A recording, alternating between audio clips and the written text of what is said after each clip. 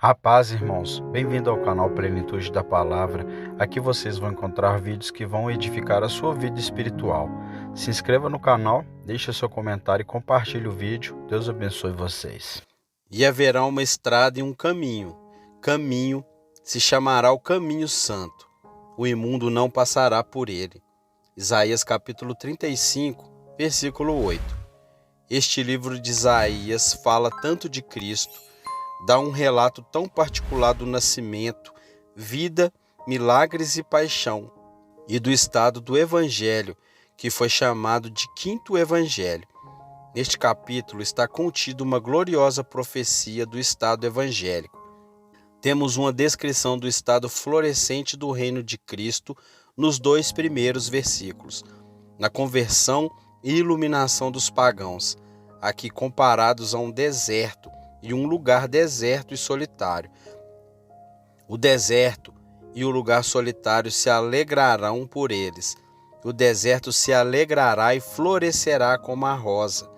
Ela florescerá abundantemente e regozijará, mesmo com alegria e canto. A glória do Líbano lhe será dada, a excelência do Carmelo e Saron.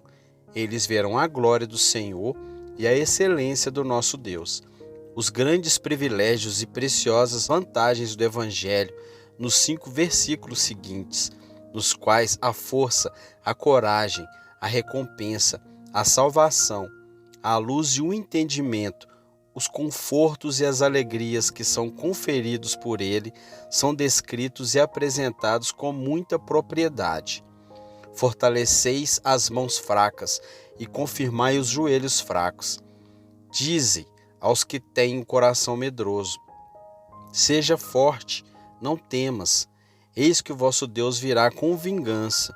Sim, Deus com recompensa, ele virá e te salvará. Então os olhos dos cegos serão abertos e os ouvidos dos surdos serão desobstruídos. Então o coxo saltará como um cervo e a língua do mudo cantará, porque águas arrebentarão no deserto e riachos no deserto, e a terra ressequida se tornará uma lagoa, e a terra sedenta, fontes de água. Na habitação dos dragões, onde cada um jazia, haverá grama com juncos e juncos. A natureza do Evangelho e o caminho da salvação nele trazidos à luz. Primeiro, a natureza sagrada disso, no 8º e no 9º versos. E ali haverá uma estrada que se chamará o caminho santo. O imundo não passará por ele, mas será para aqueles que os caminhantes, embora tolos, não errarão nele. Ali não haverá leão, nem animal feroz subirá por ele. Não se achará ali, mas os remidos andarão ali. A alegre natureza disso, e os resgatados do Senhor voltarão e virão a Sião, com cânticos e alegria eterna sobre suas cabeças. Eles obterão gozo e alegria, e a tristeza e o gemido fugirão. Primeiro, observe em nosso texto o assunto falado, ou seja, o caminho para a salvação. Ali haverá uma estrada e um caminho. Essa estrada é o caminho comum e o único para o céu, pois o caminho para o céu é apenas um. Ninguém jamais vai para o céu, exceto que eles andam dessa maneira. Alguns homens não chegam ao céu de um jeito e outros de outro, mas é uma estrada que é sempre percorrida por aqueles que obtêm o céu. É o mesmo caminho estreito de que Cristo nos fala. Alguns não vão para o céu de maneira ampla e outros de maneira estreita. Alguns de forma fácil e outros de forma difícil.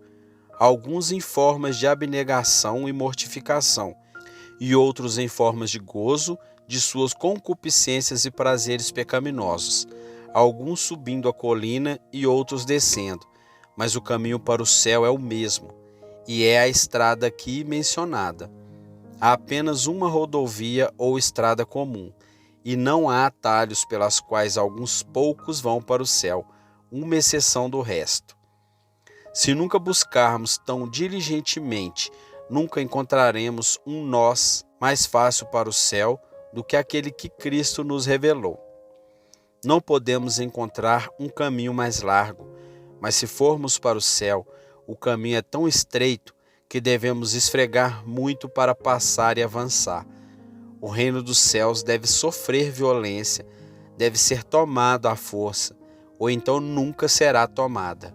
Se não conseguirmos os passos do rebanho, nunca encontraremos o lugar onde Cristo apacenta e onde faz repousar o seu rebanho ao meio-dia. Parece que o caminho aqui mencionado é o caminho da salvação, pelo último versículo do capítulo. Ao falar dessa maneira é dito: os resgatados do Senhor retornarão e virão a Sião.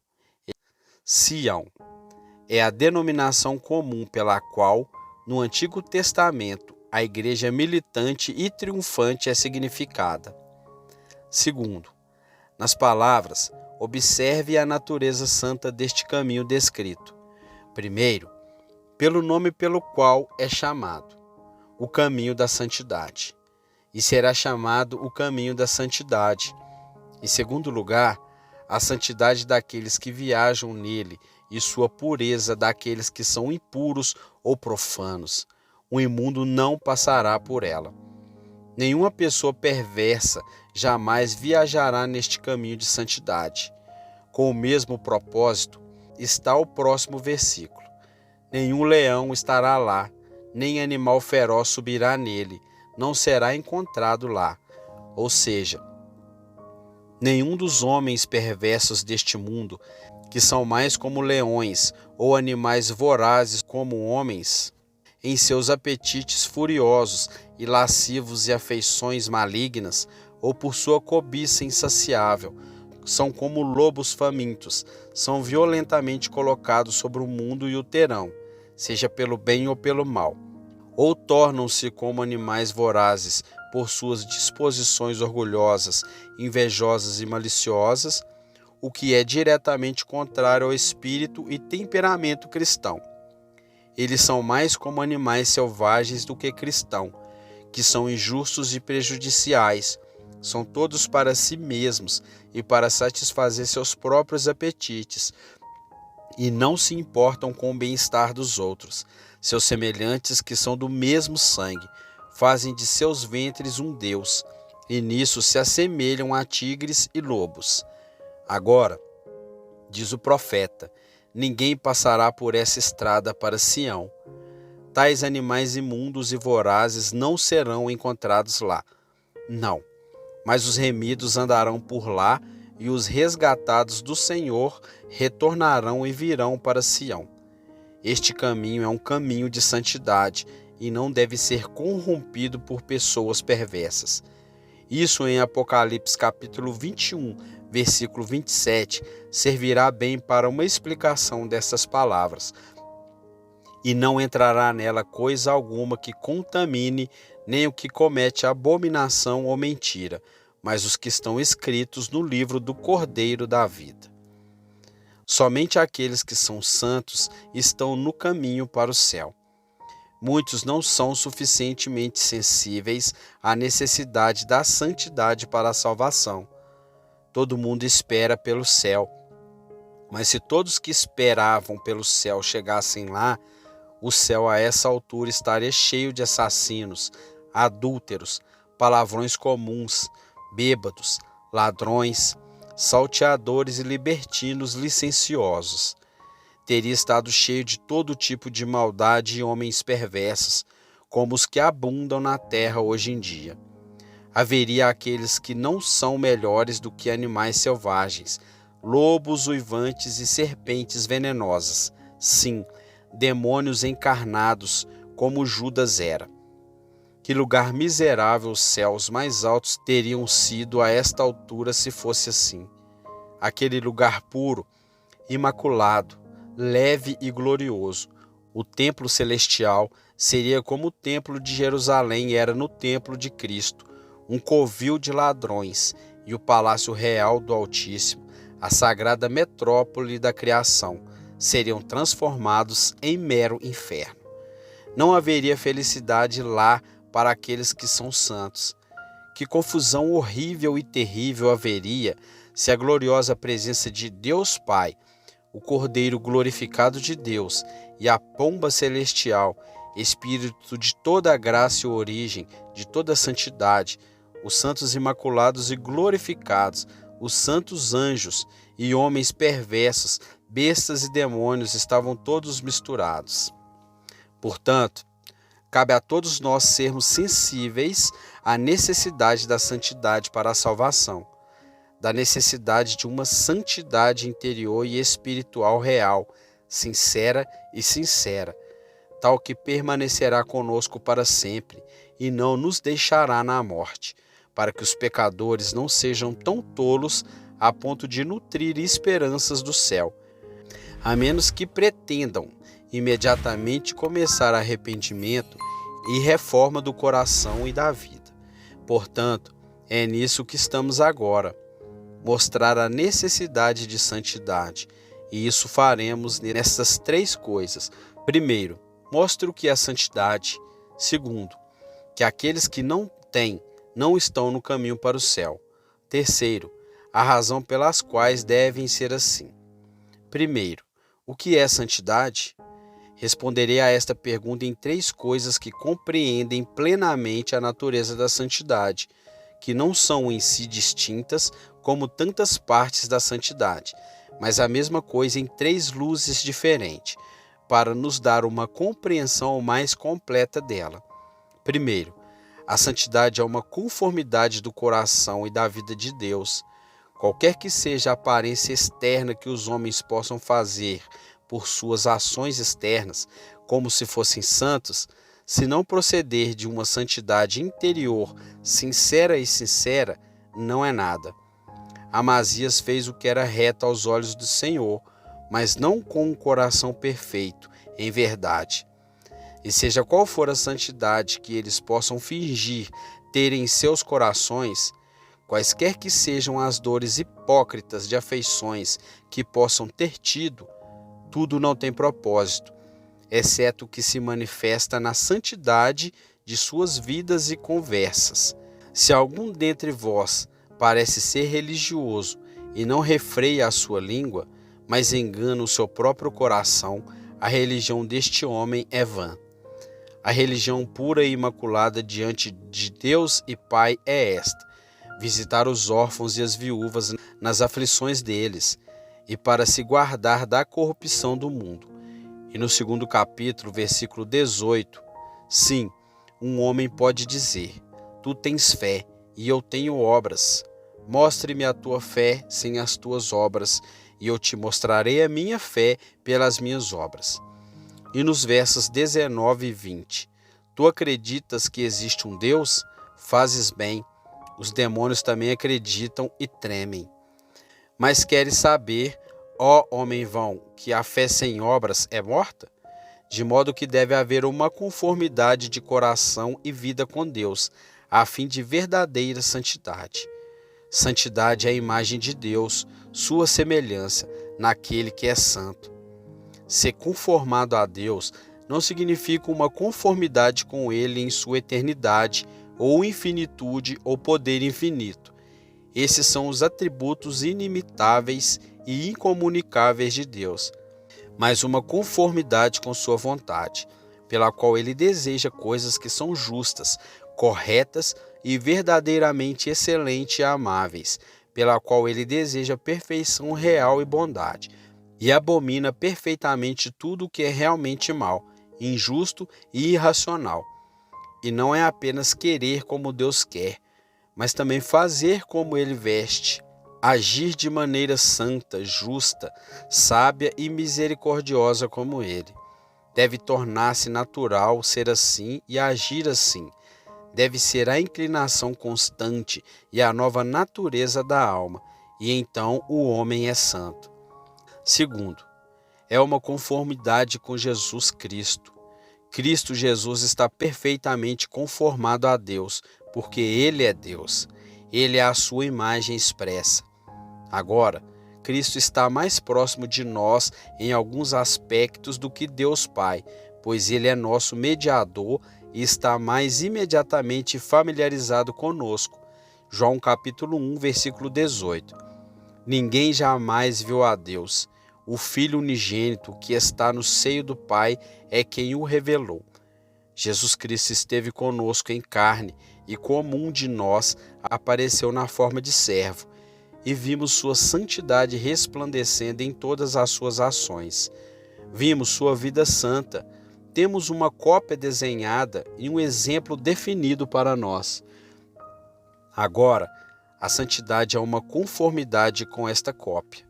Aquele que copia depois de Jesus Cristo, depois daquela cópia que ele nos deu e que nos é entregue pelos evangelistas, é santo. Aquele que observa diligentemente a vida de Cristo no Novo Testamento não precisa ficar perdido para saber o que é santidade. Cristo nos ordena a seguir seu exemplo. Mateus capítulo 11, versículo 29. Tomai sobre vós o meu jugo e aprendei de mim, porque sou manso e humilde de coração, e encontrareis descanso para as vossas almas. Você leu os 4 evangelhos e não observou na vida de Cristo exemplos maravilhosos de humildade, amor a Deus, amor à religião, exemplos maravilhosos de zelo pela glória de Deus, firmeza em resistir às tentações, total confiança e confiança em Deus, adesão estrita a todos os seus mandamentos, exemplos surpreendentes de condescendências, humildade, mansidão, humildade, amor aos homens, amor a seus inimigos, caridade e paciência? Ora, isso é santidade. Quando imitamos a Cristo nessas coisas, então somos santos, e não até então. Terceiro, a santidade é uma conformidade com as leis e mandamentos de Deus. Quando todas as leis de Deus, sem exceção, estão escritas em nossos corações, então somos santos. Se você puder acompanhar Davi no Salmo 129, onde ele fala de seu amor e prazer na lei de Deus, em sua própria experiência, quando um homem sente em boa medida o que Davi declara a respeito de si mesmo em relação à lei de Deus, então pode-se dizer que a lei de Deus está escrita em seu coração. Por lei de Deus, entendo todos os seus preceitos e mandamentos, especialmente conforme nos são entregues no Evangelho, que é o cumprimento da lei de Deus. Se você sentir o sermão de Cristo sobre o monte gravado nas tábuas carnais de seu coração, você está verdadeiramente santificado.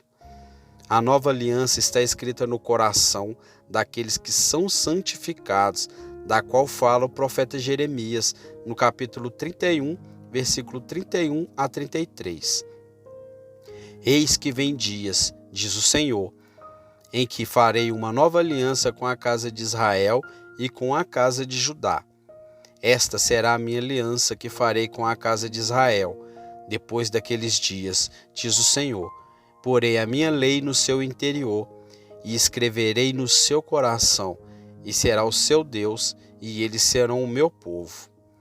Os mandamentos e preceitos que Deus nos deu são todos puros, perfeitos e santos. Eles são a santidade de Deus por escrito. E, quando a alma é conformada a eles, eles têm a santidade de Deus em seus corações. 1 Coríntios capítulo 3, versículo 3. Visto que sois manifestamente declarados ser a epístola de Cristo ministrada por nós, escrita não com tinta, mas com o Espírito do Deus vivo, não em tábuas de pedra, mas nas tábuas carnais do coração.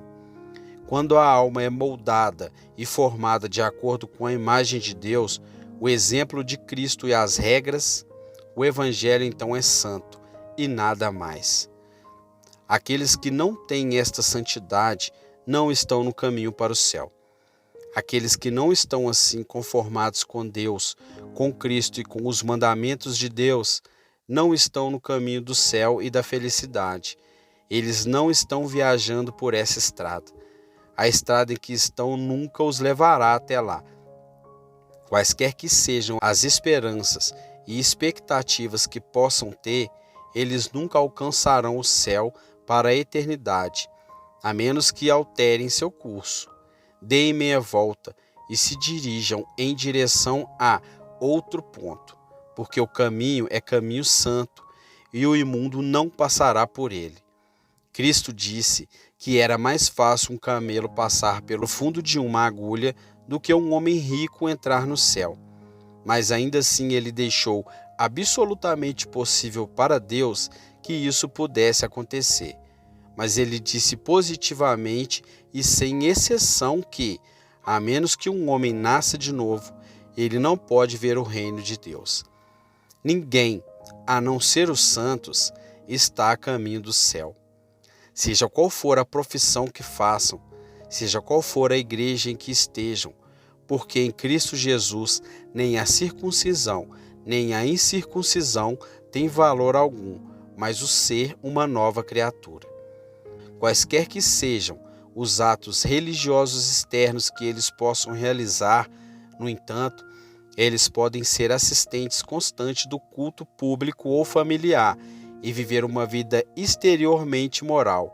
Sim, o que é mais, se eles falam as línguas dos homens e dos anjos, embora possam profetizar e compreender todos os mistérios e todo o conhecimento, e embora tenham fé que podem remover montanhas, embora distribuam todos os seus bens para alimentar os pobres, e embora deem seus próprios corpos para serem queimados, ainda assim, se eles não têm caridade ou santidade, o que é a mesma coisa, pois por caridade se entende o amor de Deus, assim como ao homem, embora eles têm e faz todas essas coisas, mas elas não são nada, são como o bronze que soa ou como o símbolo que retine.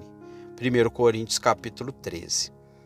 Devemos agora, em terceiro lugar, dar as razões pelas quais ninguém que não é santo pode estar no caminho para o céu, e porque aqueles que nunca o são, nunca podem obter a felicidade dele. É contrário à justiça de Deus fazer um homem perverso eternamente feliz. Deus é um Deus de justiça infinita, e sua justiça, para falar à maneira dos homens, obriga a punir o pecado eternamente. O pecado deve ser punido. Os pecados de todos os homens devem ser punidos. Se o pecador retém seu pecado e não é lavado pelo sangue de Cristo, e ele é purificado, santificado e santificado, isso deve ser punido sobre ele. Se ele é santificado, seu pecado já foi punido na paixão de Cristo, mas se não, ainda resta ser punido em sua eterna ruína e miséria, pois Deus disse que ele é um Deus santo e ciumento, e de forma alguma inocentará o culpado.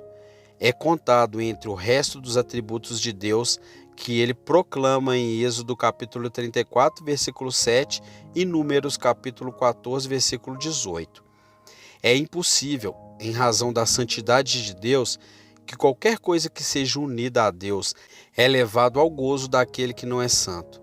Agora, é possível que um Deus de santidade infinita, que é perfeito e odeia o pecado com ódio perfeito, que é infinitamente amável e excelente, abrace em seus braços uma criatura imunda e abominável, um monstro hediondo e detestável, mais odioso que um sapo e mais venenoso do que uma víbora?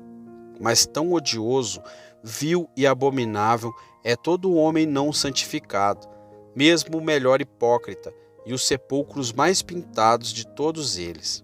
Quão impossível é que isso seja, que seres tão repugnantes à imagem do diabo se unam a Deus, sejam um membro de Cristo, um filho de Deus, seja feliz no gozo de seu amor e dos sorrisos de seu semblante, deveria estar em Deus e Deus nele?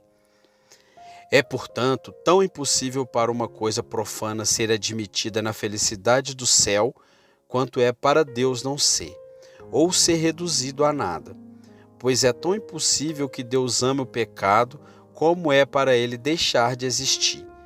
É tão impossível para ele amar um homem perverso que não tenha seu pecado purificado, e é tão impossível para ele desfrutar da felicidade do céu, a não ser que Deus o ame, pois a felicidade do céu consiste no gozo do amor de Deus. Isso contaminaria o céu, e interromperia a felicidade dos santos e anjos. Isso contaminaria aquele lugar sagrado, o Santo dos Santos, e assustaria e aterrorizaria os espíritos santificados, obstruindo-os em seus deliciosos êxtases de devoção, e seu louvor confundiria completamente a sociedade celestial. Como uma pessoa não santificada interromperia sua felicidade e encheria todas essas regiões com o repugnante fedor de seu pecado e imundície. A natureza do pecado implica necessariamente miséria. Aquela alma que permanece pecaminosa deve, por necessidade da natureza, permanecer miserável, pois é impossível que haja qualquer felicidade onde uma coisa tão odiosa como o pecado reine e governe. O pecado é o tirano mais cruel que já governou. Não busca nada além da miséria de seus súditos. Assim como no próprio cumprimento dos mandamentos de Deus há grande recompensa, também na própria quebra deles há grande punição. O pecado é uma confusão lamentável e uma terrível desordem na alma, por meio da qual tudo é colocado fora de lugar, a razão pisoteada e a paixão avançada em seu lugar, a consciência destronada e os desejos abomináveis reinando. Enquanto assim for, inevitavelmente haverá uma terrível confusão e perturbação na mente. A alma estará cheia de preocupações, perplexidades, inquietações, tempestades e sustos. E assim deve necessariamente ser por toda a eternidade, a menos que o Espírito de Deus coloque tudo em ordem, de modo que, se fosse possível que Deus desejasse fazer feliz um homem mau enquanto ele é mau, a natureza da coisa não o permitiria, mas seria simples e absolutamente impossível.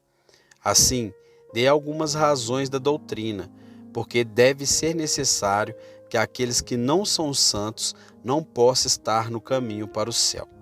Muitas outras razões podem ser oferecidas, as quais o tempo não permitirá levar em conta neste momento.